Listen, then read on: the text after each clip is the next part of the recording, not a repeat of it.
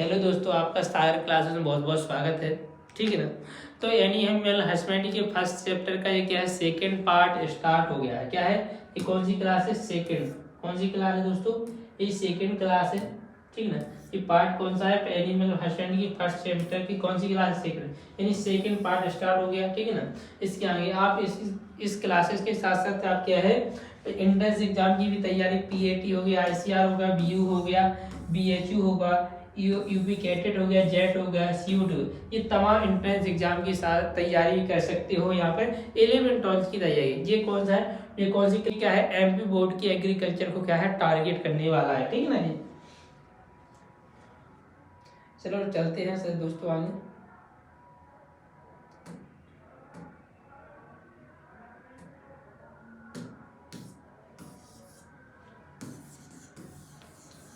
एक हम आपको बहुत कुछ दिखाने देने वाला है दोस्तों, फ्री में देने वाला है। क्या है, आपको फ्री में देने वाला है ये। ठीक है ना। तो सबसे पहले कल अपन लोग कहाँ तक पढ़ चुके थे, कार्बोहाइड्रेट तक पढ़ चुके थे। अब यहाँ पर क्या है, अगला आपका टॉपिक कौन सा आ गया, वसा के कारण। वसा क्या होता है दोस्तों, सबसे पहले ये जो आप तेल वगैरह होता है वो क्या है, घी होता है, वो क्या होता है, वसा। जितनी भी चिकनी पदार्थ होते हैं जो अपन लोग खाते हैं वो क्या कहलाते हैं, वसा कहलाते हैं। तो पशु को ये वसा दिया, और वसा कहाँ से मिलेगी आपको, ये पशु को खर खिलाई जाती है। क्या खिलाई, खर, जिसे हम खली कहते हैं। क्या बोलते हैं, खली कहते हैं। वो पशु को दी जाए, जिससे क्या है, पशु को वसा मिलती है। और वसा की क्या है, पशु आहार में कार्य, तो सबसे पहला कार्य है वसा शरीर में चर्बी प्रदान करते हैं। क्या करते हैं, चर्बी। अब चर्बी क्या होती है, पशु की बॉडी अगर जो आपकी देखिए मोटी ताजी पशु दिखती है, चिकनाहट दिखती है, वो उसकी पशु की क्या है, उसमें चर्बी ज्यादा है। क्या है, चर्बी ज्यादा है। पशु जब मनुष्य अच्छा मोटा ताजा हो जाए तो कहते हैं चर्बी चढ़ गई, तो उसी को चर्बी। यानी पशु, जबकि पशु या जानवर की खाल या अपनी खाल की खाल काटोगे तो आपको सफेद सफेद परत मिलती है, ऐसी स्किन के बाद जो मिलेगी, फिर उसके बाद आपको रक्त निकलता है, तो उसी सफेद सफेद को क्या बोलते हैं हम, वसा यानी चर्बी कहते हैं। पशु आहार में उपस्थित वसा दुग्ध वसा का निर्माण करता है। क्या करता है ना, अगर पशु को अपन वसा खिलाएंगे तो आप जो पशु से मिलने वाला उत्पाद है, दूध है, उसमें वसा की मात्रा अच्छी मिलेगी। ठीक है ना। ऊतकों की क्षय हुई चर्बी का निर्माण करते हैं। अगर आपकी बॉडी कहीं पर नष्ट हो गई, खराब हो जाती है, तो वहां पर क्या करते हैं, ये क्या करते हैं, चर्बी का क्या है करते हैं, मरम्मत कर देते हैं, यानी निर्माण पूरा हो जाता है और पशु का जो घाव वगैरह है वो भर जाता है। शरीर का तापमान ऊष्मा के कुचालक होने के कारण नियत रखने में सहायता करते हैं। क्या करते हैं, सहायता करते हैं। नियत रखने का मतलब है कि आपको ना तो क्या है, आपकी बॉडी का तापमान गिरने देता है, ना उठने देता है, यानी ना ज्यादा होने देता है, क्योंकि ये क्या है, कुचालक पदार्थ है, यानी बाहर की एनर्जी ना तो बॉडी में प्रवेश कर पाती है और ना ही क्या कर पाती है, बाहर निकल पाई। जैसे आप देख सकते हो, जो लड़कियां होती हैं उनमें क्या है, लड़की होती हैं उनकी स्किन में क्या है, चर्बी ज्यादा होती है। क्या होती है, चर्बी ज्यादा होती है, जिसके कारण क्या है, उनको सर्दी नहीं है। आप देखो शादी विवाह में क्या है, आप जैकेट पहने होगी, आपको बहुत सर्दी लग रही है, वही लड़की होगी तो उसको सर्दी कम लगती है। लगती तो है सर्दी, लेकिन इतनी ज्यादा नहीं लगी आप लड़कों की तुलना में। ठीक है ना। वसा में कार्बोहाइड्रेट की तुलना में 2 से 2.5 क्या है, 2 से 2.5 गुना अधिक ऊर्जा मुक्त करने की क्षमता होती है। क्या होती है, मुक्त करने की क्षमता होती है। यानी आप कार्बोहाइड्रेट खा लो तो आपको 4.2 कैलोरी ऊर्जा मिलेगी 1 ग्राम से। वहीं आप 1 ग्राम वसा खा लो तो कितनी एनर्जी मिलती है, 9.4 किलो कैलोरी ऊर्जा मिलती है। कितनी मिलती है, 9.4 किलो कैलोरी ऊर्जा प्राप्त होती 1 ग्राम वसा खाने। तो जब इतनी ज्यादा डबल मिल रही तो कितनी हो गई, 2 से 2.5 गुना क्या होगी, अधिक वसा मिल रही। क्या है, 2 से 2.5 गुना वसा ज्यादा मिल रही। 2.5 सॉरी गलत हो गया, 2.25 क्या है, सॉरी 2 दशमलव कितनी मिलती है, 2.25 गुना ज्यादा वसा मिलती है। वसा से एनर्जी मिलती है। ठीक है ना, क्या मिलती है, एनर्जी। ये क्या है, डैश लग गया यहाँ पर, क्या है, पॉइंट था, सॉरी। ठीक है ना। तो आपको 2.25 गुना अधिक ऊर्जा मिलती है काय की तुलना में, कार्बोहाइड्रेट की तुलना। क्यों, कार्बोहाइड्रेट में कितनी मिले, 1 ग्राम खाने से 4.2 कैलोरी। वहीं अपन लोग क्या है, 1 ग्राम वसा खा रहे हैं तो कितनी, 9.4 किलो कैलोरी ऊर्जा मिलती है। ठीक है ना। तो ये क्या हो गए आपके ये क्या हो गए आपके, ये क्या हो गया आपकी बसा के कार हो गए, क्या हो गए बसा। और बसा को पशु को देना है तो क्या खिलाना पड़ेगा आपको, खर खिलानी पड़ेगी। क्या बने, खर के अंदर क्या होती है, बसा होती है, क्या होती है, बसा होती है, ठीक है ना।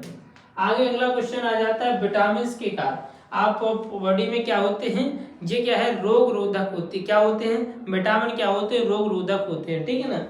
तो पशु पशु की बॉडी में विटामिन के कार क्या है, देखिए दोस्तों, सबसे पहला क्या है, अनेक प्रकार के रोगों से पशुओं की रक्षा करते हैं। क्या करते हैं, अगर पशुओं की रक्षा यानी रोगों से हो रही तो वो किसके कारण हो रही है, तो प्रोटीन की वजह से। ये पशुओं की उत्पादन क्षमता यानी अंडा दूध मांस में वृद्धि करते हैं, क्योंकि आप जानते हो अंडा दूध मांस में क्या है, विटामिन पाया जाता है, तो उनके उत्पादन में सहायता है। मजबूत हड्डियों को क्या रखते हैं, ये दांतों को क्या करते हैं, मजबूत रखते हैं, ठीक है ना।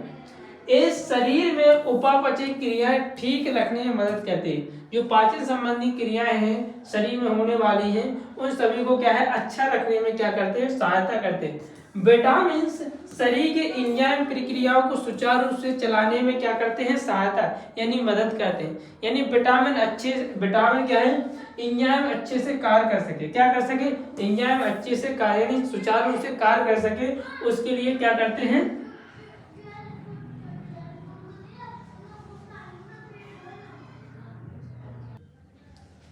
ठीक है ना। तो ये क्या है, तमाम क्या है, विटामिन के कार्य, क्या है, विटामिन के कार्य, ठीक है ना दोस्तों।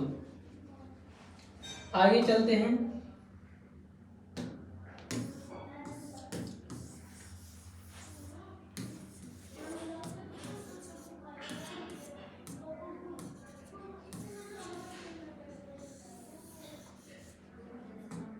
ठीक है ना। अब आ जाते हैं विटामिन का वर्गीकरण, क्या है, ये क्लासिफिकेशन है, ठीक है ना। तो आपको देखिए ना, विटामिन के यहाँ पर आपको क्या मिल जाएंगे, नाम मिल जाएंगे, ठीक है ना। उसके साथ साथ आपको क्या मिल जाएगा, यहाँ पर विटामिन से होने वाले अभाव से क्या है, कमी यानी रोग हो जाते हैं। तो देखो विटामिन ए का क्या है, नाम है रेटिनोल कहते हैं, इसे क्या है, इंग्लिश नाम क्या है इसका, रेटिनोल है, ठीक है ना। इसकी कमी हो जाए, विटामिन ए की कमी हो जाए आपके शरीर में, या पशु की कमी, तो कौन सा, रतौंधी, रतौंधी के यानी पशु को दिखना क्या है, धुंधला पतला हो जाता है, चाहे मनुष्य जीरो पिथेनिया हो जाता है, और शारीरिक वृद्धि क्या हो जाती है, रुक जाती है, पशु की क्या है, वृद्धि होना क्या हो जाती है, रुक जाती है। विटामिन बी का नाम क्या है, थायमिन, क्या है, विटामिन बी का नाम क्या है, थायमिन। इसकी कमी हो जाए तो भूख ना लगना, यानी आपको क्या भूख नहीं लगेगी या भोजन नहीं करोगे, वैसे क्या है पशु को हो जाता है। बेरी बेरी रोग हो जाते हैं, जैसे जो स्किन वाले जो रोग होते हैं, एनीमिया हो जाता है, ठीक है ना।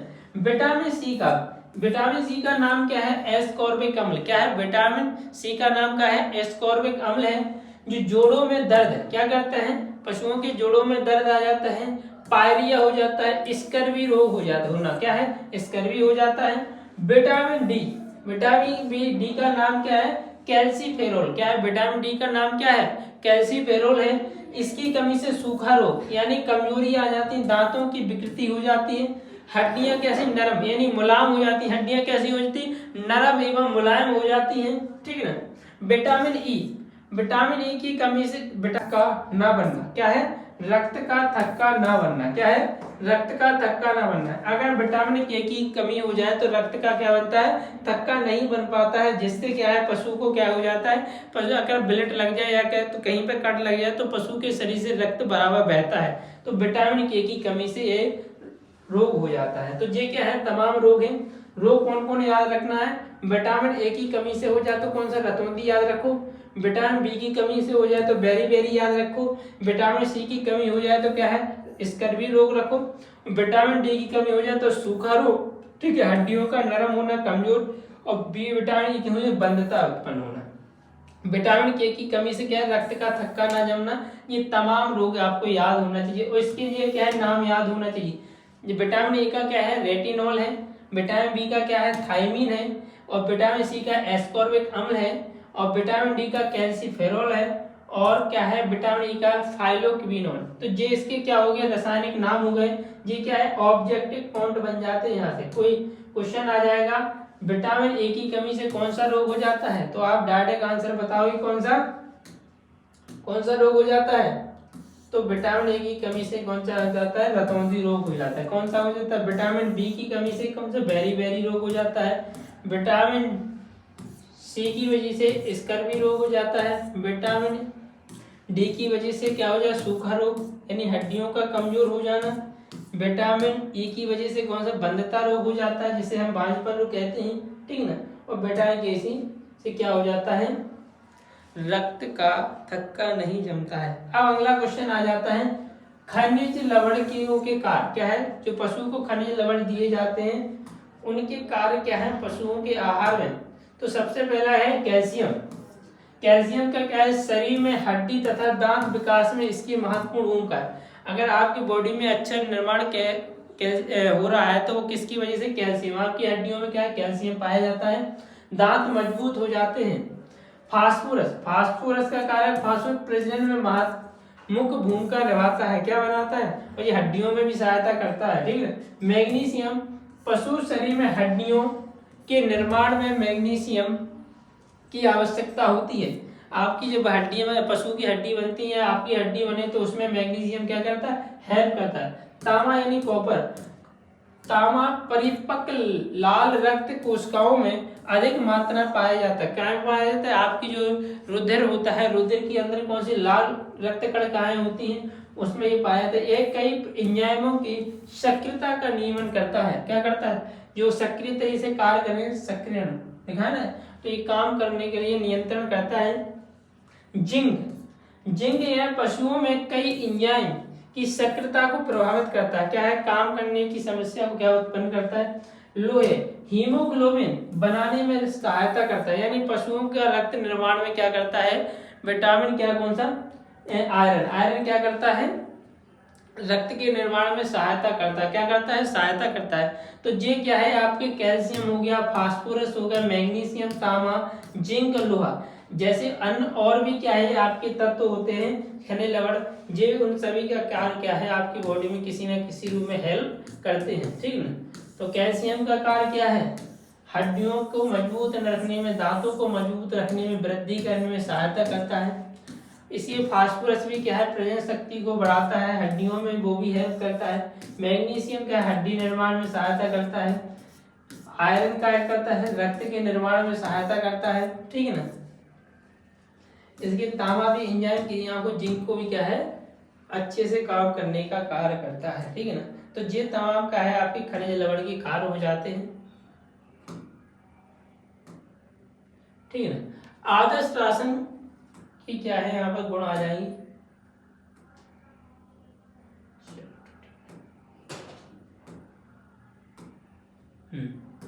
तो सबसे अगला क्वेश्चन क्या है, आदर्श राशन के गुण, यानी पशुओं को जो भोजन दिया जा रहा है उसके क्या क्या गुण होना चाहिए। जब पशुओं को भोजन दिया जा रहा है तो उसके कौन कौन से गुण होना चाहिए, उनके पास क्या विशेषता है, तब हम पशु को खिला सकते हैं, ठीक है ना। तो सबसे पहला गुण क्या क्या, स्वादिष्टता, यानी जो भोजन दे रहे हैं वो क्या होना चाहिए, स्वादिष्ट होना चाहिए। कैसा होना चाहिए, स्वादिष्ट होना चाहिए। पशुओं का राशन क्या है, स्वादिष्ट होना चाहिए। संतुलित भोजन क्या है, बैलेंस होना, सॉरी सेकंड हो गया पाचनशीलता, यानी जो भोजन खिला रहे हैं पशु को वो क्या है, पाचनशीलता, अच्छे आराम से पचने वाला होना चाहिए।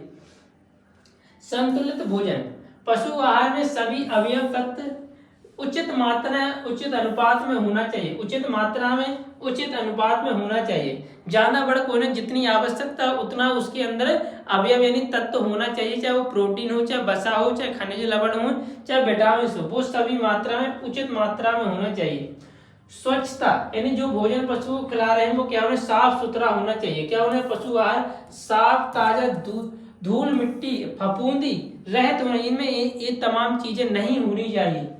प्रोटीन है, जो पशु को भोजन खिला रहे हैं ना, आहार खिला रहा है, उसमें क्या है, भोजन में प्रोटीन युक्त होना चाहिए। क्या है, प्रोटीन की उपस्थिति में। इसके लिए चारे के साथ खलियां एवं दाना अधिक मात्रा में देना चाहिए। पशुओं को दलिया वगैरह खिलाएं, दाना खिलाएं, खली खिलाएं, आटा खिलाएं, तो इससे क्या है, उन्हें प्रोटीन मिल जाएगा। नियमित आहार यानी डेली रेगुलर भोजन खिलाना चाहिए। आदर्श राशन को निश्चित समय अंतराल पर ही प्रतिदिन देना चाहिए। टाइम क्लियर कर लो कि पशु को डेली 4 बजे सुबह, शाम के डेली 4 बजे भोजन देना है। तो ऐसे नहीं कि आप दिन में 10 बार खिला रहे हैं और कौन दिन है कि आप खिला ही नहीं रहे। तो ऐसा नहीं, अब कोई निश्चित समय कर लीजिए, डेली पशु को कितने बजे खाना देना है वो कंफर्म कर लीजिए, ठीक ना। तो ये क्या है, हो जाते हैं आदर्श राशन के गुण हो जाते हैं। क्या हो जाते हैं, आदर्श राशन के गुण हो जाते हैं, ठीक है ना। स्वस्थ होना चाहिए, स्वादिष्ट होना चाहिए, पाचनशीलता वाला, संतुलित होना चाहिए, स्वच्छता साफ सुथरा होना चाहिए, प्रोटीन युक्त यानी प्रोटीन की मात्रा उसके अंदर होनी,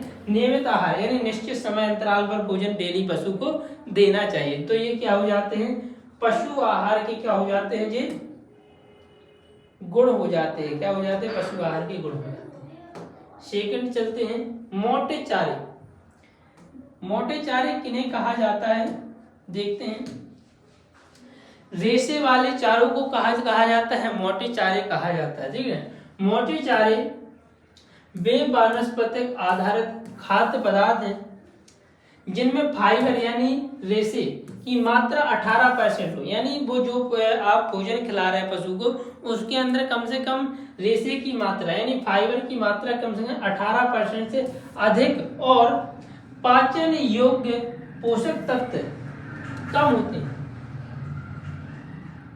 क्या होते हैं, पाचन योग्य पोषक तत्वों की मात्रा क्या होती, कम होती है। लेकिन फाइबर पे यहाँ पर महत्व दिया जाता है। ये पशुओं के आहार का मुख्य हिस्सा होता है, क्योंकि पशुओं को क्या है, जो चारा वगैरह वो रेशे के होते हैं, उन्हीं को खिलाया जाता है। जो मुख्य अपने, क्योंकि भूसा है, चारा है, सूखा चारा है, तो ये क्या है ना, पशु के मुख्य भोजन। आप आटा तो बराबर वही तो खिलाओगे नहीं, विटामिन तो वही खिलाओगे नहीं, तो ऐसा नहीं। तो आपको मोटा चारा देना जरूर है। जो रूमेन में पेट की कार्य क्षमता, जुगाली पाचन में सुधार के लिए आवश्यक होता है। पशु क्या करता है, जुगाली करता है, तो पहले खाता जाता है, रूमेन उसका भर जाता है, फिर इसके बाद क्या है, वापसी करता है मुंह में, फिर चबाता है। तो ऐसी प्रक्रिया हम क्या कहा जाता है, जुगाली किया करते हैं। तो जुगाली करने वाले पशुओं के लिए आवश्यक। तो मोटे चारे समझ गए ना किसे कहा जाता है, जिनमें क्या 18% से अधिक क्या रेशा होता है, उन्हें हम क्या है, मोटे चारे कहते हैं। क्या बोलते हैं, मोटे चारे कहते हैं, ठीक है ना। और पोषक तत्वों की मात्रा क्या होती है, उनमें कम होती। क्या होती है, पोषक तत्वों की मात्रा क्या होती, कम होती, ठीक है ना। तो मोटे चारे समझ गए किसे कहा जाता है। ये क्या है, पशुओं का मुख्य आहार होता है, जो क्या है पेट भरने के लिए बहुत जरूरी है। ऐसा नहीं है कि आप पोषक तत्वों वाले आप आटा दलिया खिला रहे हैं, वही तो खिला नहीं सकते हो, तो आपको मोटा चारा देना आवश्यक है, क्योंकि ये भरण पोषण के लिए तो जल्दी भोजन क्या है पशु को, यानी क्या है, पशु अफर जाता है, यानी उसकी भोजन की इच्छाएं पूर्ण हो जाती है, ठीक है ना। तो अगला क्वेश्चन आ जाता है, मोटे चारे का क्या है, यहाँ पर पशु आहार में मोटे चारे का महत्व, यानी उसकी वैल्यू क्या है पशु आहार में मोटे चारे का पशुओं के लिए, ठीक है। तो सबसे पहला क्या है, मोटे चारे अधिक रेशेदार होने के कारण राशन की मात्रा में वृद्धि करते हैं। क्या करते हैं, राशन की मात्रा में वृद्धि करते हैं, ठीक है ना। आप 1 केजी आप क्या है भूसा लोगे तो आपकी क्रिया बढ़ जाएगी, ठीक है ना। भाई 1 किलो दाना लोगे तो इतना होगा। तो पशु का क्या है, भाई पेट जल्दी भर जाता है मोटे चारे से, ठीक है ना। मोटे चारे जुगाली करने वाले पशुओं में विशेष महत्व रखते हैं। क्या है, जो जुगाली करने वाले पशु होते हैं, अपन तो जुगाली करते नहीं है। जो गाय भैंस क्या है जुगाली करने वाली है, बकरी है तो जुगाली करने वाले पशु है, तो इनमें क्या है विशेष महत्व रखते हैं। मोटे चारे अकेले ही निर्वाह आहार का काम करते हैं। जो आप पशु को डेली भूसा खिलाते रहोगे, पशु जिंदा बना रहता है, ठीक है ना। तो ये निर्वाह राशन का कार्य करते हैं। मोटे चारे पाचन रसों की अभिक्रियाओं के लिए अधिक सतह प्रदान करते हैं। सतह क्या करते हैं, प्रदान यानी जगह करते हैं, स्पेस देते हैं काम करने के लिए। हरे चारे विटामिन ए के क्या है, हरे चारे विटामिन ए के क्या है, अच्छे स्रोत होते हैं। क्या है, उनमें विटामिन ए क्या है, अच्छा पाया जाता है। ये पाचक तथा स्वास्थ्य वर्धक होते हैं। क्या होते हैं, इनसे पाचन क्रिया अच्छी होती है पशु की, और स्वास्थ्य भी क्या रहता है पशु का अच्छा रहता है, ठीक है ना। मोटे चारे सस्ते और शीघ्र शक्तिदायक होते हैं। जल्दी पशु को क्या मिल जाती है, एनर्जी मिलती है, काम करने के लिए उन्हें जल्दी शक्ति मिल जाती है और वे जल्दी से कार्य करने लगते हैं। और चारे कैसे सस्ते होते हैं, भूसा है आपको 5 रुपया किलो 2 रुपया किलो में मिल जाएगा, कोई दिक्कत नहीं। 300-400 रुपया का 1 क्विंटल भूसा मिल जाता है। वही अनाज 1 क्विंटल लोगे तो वो कितना क्या मिलेगा, ठीक है ना। वही मिलेगा 2400-2600 रुपया के 1 क्विंटल चल रहा है, ठीक है ना। तो आपको ये मिल सकता है। तो क्या है भूसा मोटे चारे कैसे हो, सस्ते होते हैं, ठीक है ना, और शीघ्र शक्तिदायक होते हैं। ये पेट भरने के लिए चलिए, और क्या है जुगाली करने वाले पशुओं के लिए बहुत महत्वपूर्ण होते हैं। ठीक है ना। तो ये मोटे चारे का क्या है, महत्व है, क्या है, मोटे चारे का ये महत्व है, ठीक है ना। नेक्स्ट चलते हैं।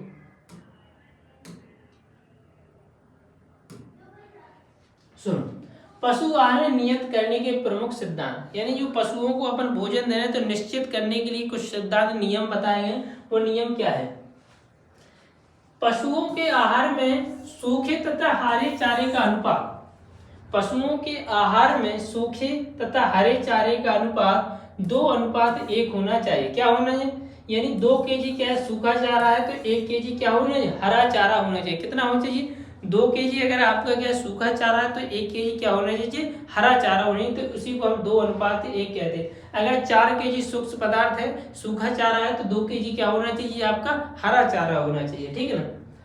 पशु आहार में अधिक चारे को शामिल करने का प्रयास करें। क्या है, अधिक क्या है, पशुओं को चारे में शामिल करने का प्रयास करें।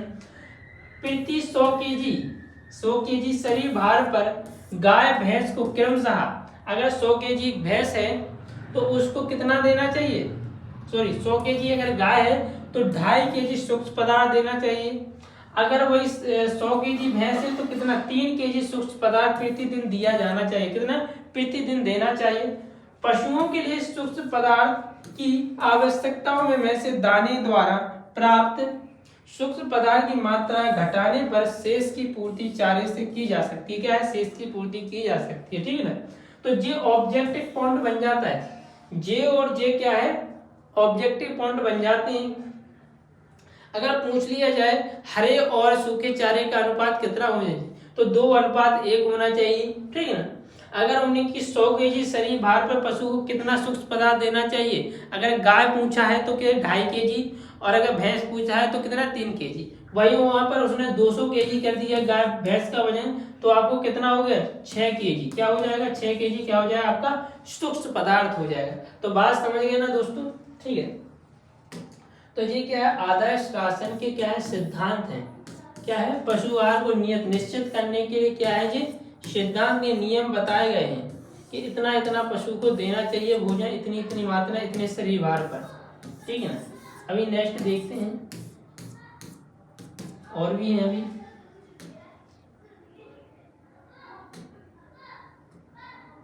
हाँ, नेक्स्ट क्या है, तो चारे से पदार्थ की पूर्ति का 2:3 भाग में सूखे चारों से तथा शेष 1/3 भाग हरे चारे से उपलब्ध कराया जाना चाहिए, ठीक है ना। चारे से पदार्थ की पूर्ति की जाती है तो 2/3 भाग सूखे चारों से तथा शेष क्या है, 1/3 भाग। आप जो टोटल वजन दे रहे हैं तो उसमें 2 केजी क्या है, सूक्ष्म पदार्थ, और 1 केजी क्या हो गया आपका हरा चारा, हरे, ठीक है। ये बात की जा रही है गाय, सॉरी यहाँ पे लिखा है गाय, ये सब हटा दीजिए। गाय एवं भैंस को वर्धक राशन के रूप में क्रमशः प्रति 3 लीटर और 2.5 लीटर दूध उत्पादन पर 1 केजी दाना देना चाहिए।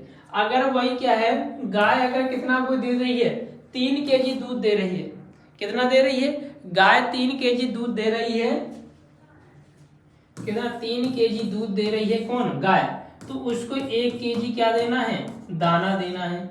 अगर वही 2.5 केजी क्या दे रही है, भैंस दूध दे रही है, ठीक है ना, तो 1 केजी दाना देना है, जी प्रोसेस है। अगर वही गाय कितना 6 लीटर दे दे दूध तो कितना देना, 2 केजी देना है। वही 5 लीटर भैंस दूध दे तो कितना, 2 केजी दाना देना है। आगे बात समझ में, ठीक है। ये सिद्धांत है। तो पशु के ये क्या है, दूध देने के ऊपर भी निर्भर करता है राशन कितना देना है पशु को, ठीक है ना। अगला पॉइंट क्या कह रहा है, देखते हैं। पशुओं को प्रतिदिन 100 केजी शरीर भार पर 10 ग्राम नमक, पशुओं के जो आहार है ना, अगर पशु का वजन कितना है, 100 केजी है, कितना है, 100 केजी है, तो उससे कम से कम डेली क्या है, आहार में कितना देना चाहिए, 10 ग्राम नमक देना चाहिए। इसके अतिरिक्त 2 ग्राम जीवाणु रहित हड्डी देना चाहिए, हड्डी का चूर्ण, ठीक है ना। इसके अलावा खड़िया खिलाना चाहिए, 2 ग्राम क्या खिलाना चाहिए, खड़िया पशु के आहार में होनी चाहिए। तो ये पशु आहार के क्या हो जाते हैं, नियत करने के सिद्धांत हो जाते हैं। क्या है? नियत करने के सिद्धांत हो जाते हैं। तो ऑब्जेक्टिव फॉन्ट यहाँ पे बता दे रहे हैं कौन कौन से बन सकते हैं, ठीक ना। और बकाया तो आपको याद ही रखना है, ठीक ना। अगर वहां पर क्वेश्चन आपको पूछा जाता है पेपर में ऑब्जेक्ट के रूप में कि अगर भैंस अगर 2.5 लीटर दूध देती है तो कितने केजी दाना देना चाहिए? 1 केजी दाना देना चाहिए। कितना देना चाहिए? 1 केजी दाना देना चाहिए। वही अगर गाय अगर 3 केजी दूध देती है तो 1 केजी दाना, वही उसका डबल कर दे 6 केजी कर दे, कितना कर दे? 6 केजी। तो जो ऑब्जेक्ट है 6 केजी अगर वो दूध देती है तो 2 केजी कितना देना चाहिए? दाना देना चाहिए। तो ये इस प्रकार से ऑब्जेक्टिव पॉइंट बन जाते हैं। तो दोस्तों याद रखना, ठीक है ना। नेक्स्ट चलते हैं, ठीक है। पशु आहार का वर्गीकरण। पशु आहार के वर्गीकरण, जो पशु को आहार दिया जाता है तो उसका वर्गीकरण करते हैं। सबसे पहले पशु को हम मोटे चारे और दाने में बांटते हैं। क्या है? पशु को 2 भागों के पशु आहार को 2 वर्गों में बांटते हैं। सबसे पहला वर्ग कौन सा है? मोटे चारे, ठीक है ना, जो रेशेदार चारे, और दूसरा है दाना, ठीक ना। तो मोटे चारे के अंदर के सबसे पहले आते हैं सूखे चारे। कौन से आते हैं? सूखे चारे। सूखे चारे को भी हमने कितने वर्गों में बांटा है? 3 वर्गों में का बांटा है। कितने? 3 वर्गों। सूखे चारे फलीदार। अब फलीदार जो है, जितनी दलहनी फसलें हैं वो क्या होते हैं? फलीदार। उससे अपन को मटर का भूसा मिल जाएगा, अरहर का, लोबिया का, ठीक है, तो ये भूसा मिल जाते हैं। वही बेफलीदार जिनमें क्या है? फलियां नहीं लगती, तो गेहूं है, धान है, जो है वो ज्वार है, इनके मक्के, इन सभी के क्या मिल जाता है? अपन को सूखा भूसा मिल जाता है। हे तो जानते हो? हे नहीं जानते आप लोग? क्या है ये? अगला चैप्टर है, उसमें पढ़ लेंगे अपन लोग, लेकिन हम यहाँ पे बता दे रहे हैं। पशु गीले हरे चारे को फूल वाली अवस्था में काट कर सुखाकर जो आपको संरक्षित करते हैं उसे हम हे करते हैं। क्या करते हैं?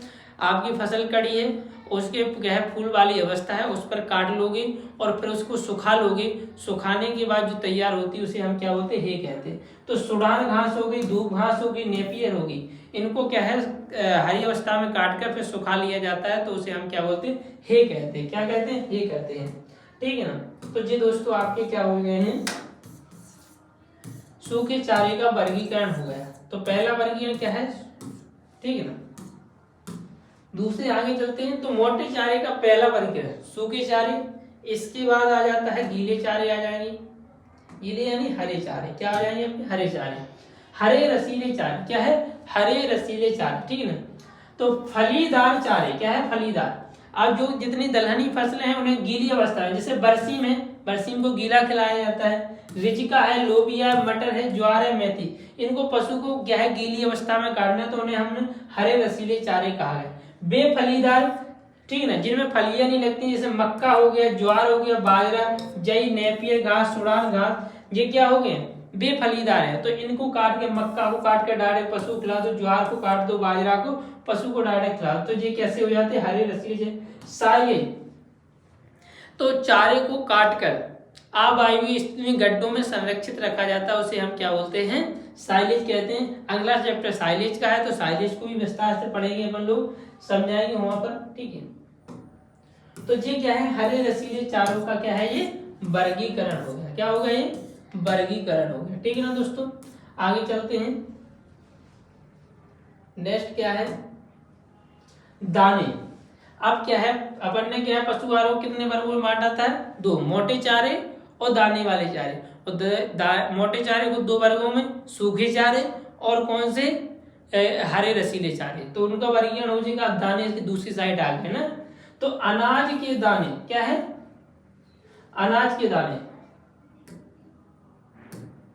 क्या है? अनाज के दाने, जैसे मक्का का दाना, बाजरा, गेहूं, जई, जौ, दलिया आदि को क्या है? इसके दाने खिलाए जाते हैं, तो ये क्या है? अनाज के दाने हो गए। तेलीय खलियां, जैसे तेलीय खलियां क्या है? जिनसे तेल प्राप्त होता है, जिनसे उन्हें हम तेलीय खलियां कहते हैं। जैसे मूंगफली को पिराओगे, तेल निकले, नारियल की, तिल की, सरसों की, अलसी की, राई की, तो आदि के दानों को अपन निकलवाओगे तो इनसे क्या है? तेल निकल जाएगा। इसके बाद जो बचा अवशेष उसे हम क्या बोलते हैं? खली कहते हैं।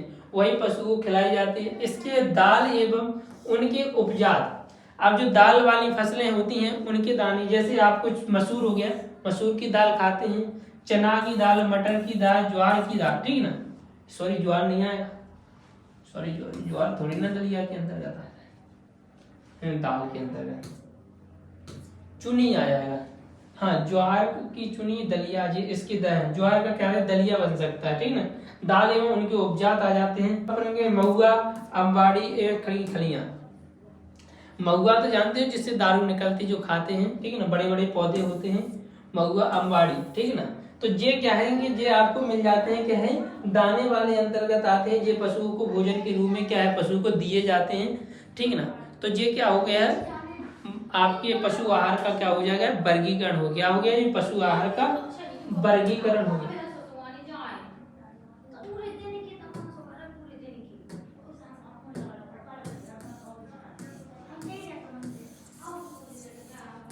ये क्या हो जाता है, पशु आहार का क्या हो जाता है, वर्गीकरण हो जाता है, ठीक है ना दोस्तों।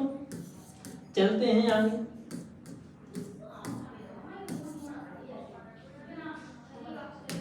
ठीक है ना। थैंक यू दोस्तों। ये लास्ट अपनी क्या है, क्लास खत्म होती है, लास्ट पीपीटी है तो अपनी दोस्ती। अब नेक्स्ट चैप्टर में अपन को अगली क्लास में मिलेंगे अपन को दोस्तों, ठीक है ना। तो आपको अगर ये मेरा वीडियो अच्छा लगता है, क्लास अच्छी लगती है, तो आप लाइक शेयर कर सकते हो, अपने दोस्तों को ये क्लास बताएं, चैनल को ज्वाइन करवाएं। और ये क्लास बिना रुके पूरी बरस चलने वाली है, आपको बेहतरीन रिजल्ट के लिए चलेगी क्लास। तो थैंक यू दोस्तों, अगली क्लास में फिर मिलते हैं, लाइक शेयर जरूर करें। थैंक यू दोस्तों।